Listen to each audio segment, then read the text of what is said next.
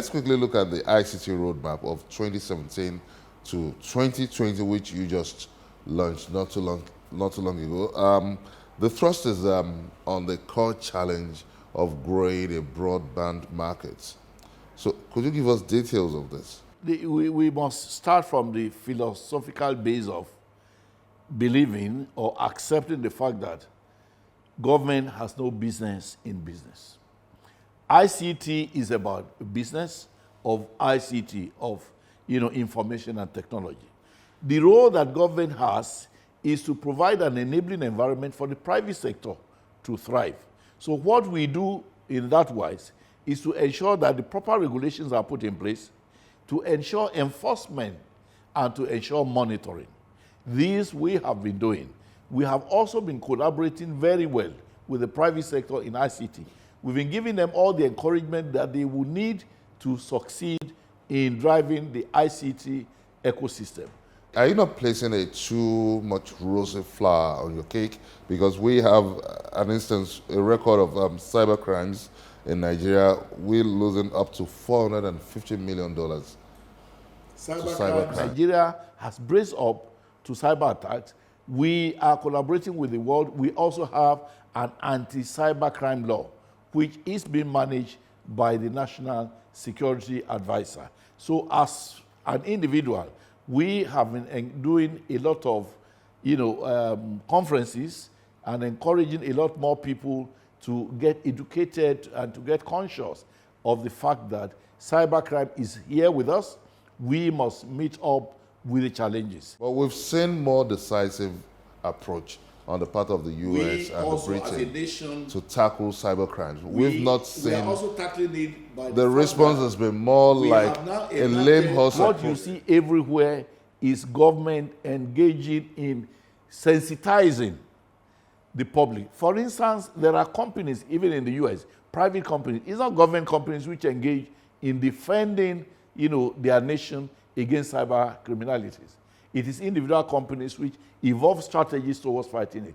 In the same way, we are, through a number of measures, including sensitization and including engaging in a lot of conferences and so on, to let people know that they must take, things into it. They must take the challenge up, particularly because it is usually companies that will become, both companies and governments will become victims. And so the respective enterprises, the respective companies must do the needful in protecting their data against cyber crimes. Do we have enabling laws to fight cybercrime? There's an anti-cyber crimes act already in place, which defines the role of government and which defines the fact that it is the duty of government to sensitize as well as ensure that people who engage in cyber crimes are apprehended and punished accordingly.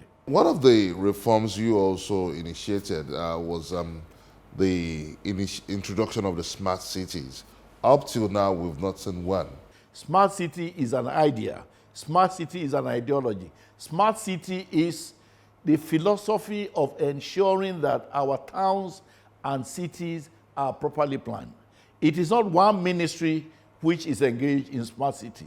Ours, like I said, is to provide the enabling environment, including letting people know what they need to do to get cities planned.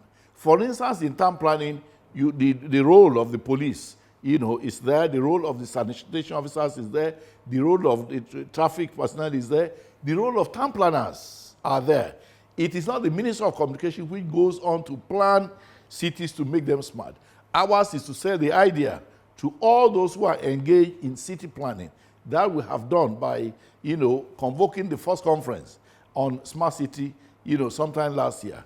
It is a going concern. A committee is in place working on it, and I believe, by the time we have another conference, there will be competition. We have set up, a concept of an award for cities, for states, to compete to, so that we will have the emergence of the best state, to work and execute policies on smart cities, and also ditto for local governments. Let me take you to the issue of the ICT university, because that's very essential.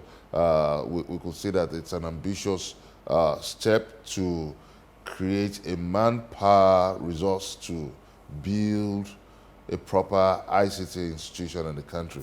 And you also said that 30% of the university is going to be based on just 30% of the university curriculum.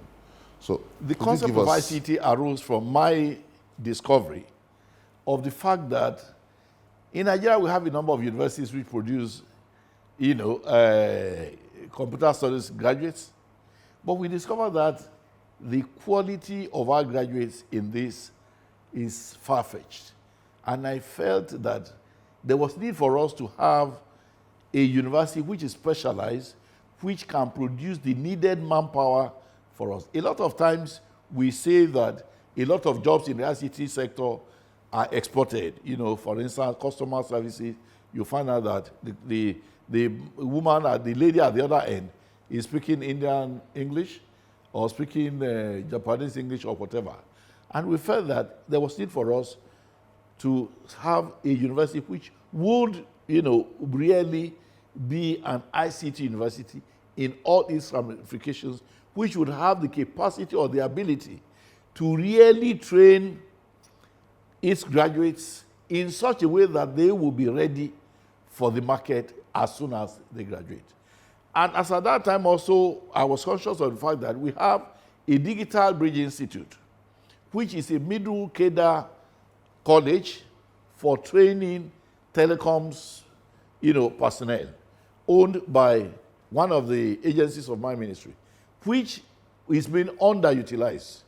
I felt that we could utilize the 6 campuses of that DBI, Digital Bridge Institute, to run a university specifically aimed at bringing the best brains in the most well-equipped graduates in ICT. So my idea was, let us take over these 6 campuses.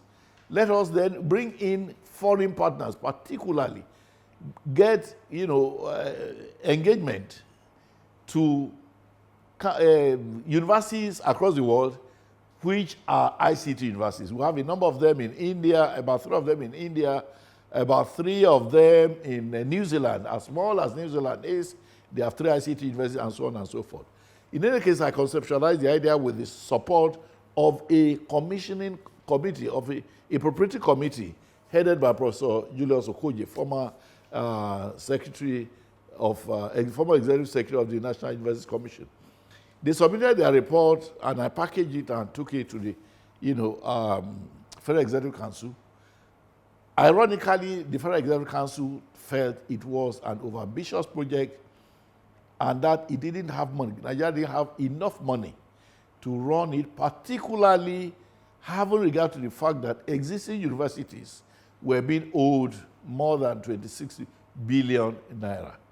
So it was advised that perhaps we could encourage the private sector to go into such establishment. So that was how the issue was stepped down. But the public would like to see these products, the graduates of this university, competing favorably with their other counterparts in other parts of the world. That is, in terms of their ability to provide cutting-edge solutions to the problems on ground. The managers or the promoters of that private ICT university, I think, will take all of that, because if a new university is to set up dedicated specially for ICT training and development, and it cannot meet with the best in the world, then it will not be worth establishing. I have said that I am committed to providing all the necessary support and advice and counseling and guidance, if you like, to the promoters of the privately owned ICT university which is being planned. At the appropriate time, your advice would also be useful. 2019 is a year of reckoning, and a lot of people will be taking a performance audit of this administration. In your own sector, the ICT sector, so what legacies do you think you'll be leaving behind? I'm happy you have said this. One of the things I did, which has never been done, is the fact that today we have, for the first time, an ICT roadmap. It never happened before. Conscious of my ignorance of the sector, as soon as I came into office, I ordered the convocation of a retreat, which brought together about 400 experts in the ICT field, from within and from without Nigeria. When IITA... Can the ICT roadmap take us to the ICT future? Certainly, because, number one, if 400 people are coming together, experts, not neophytes in the field, to agree to a document, a policy document, which will drive the ICT industry for the next 4 years, certainly that exercise cannot be an exercise in futility. If you look at the contents of it, you will agree with me. Part of the contents, of course, is the fact that we would also now be having an ICT village in Abuja, like the ones we go to, in Barcelona, in the Silicon Valley, and elsewhere, which would, and I can assure you that we've gotten land, we've been allocated to us by Abuja, city authorities for the village. That village, when we have succeeded in providing all the sites and services required, would have perhaps all the big names in ICT throughout the world having their offices or factories within that Abuja, ICT village. Honorable Minister of Communications, Chief Adebayo Shitu, thank you so much for making our time to question time. It's my pleasure as usual. And that's it on this episode of Question Time from Channels Television. What's your take on Nigeria's quest for a digital economy? Send us your comments on our social media platforms. Join us next week on another fresh episode of the show. Many thanks for watching. I'm Benga Ashiru. Bye for now.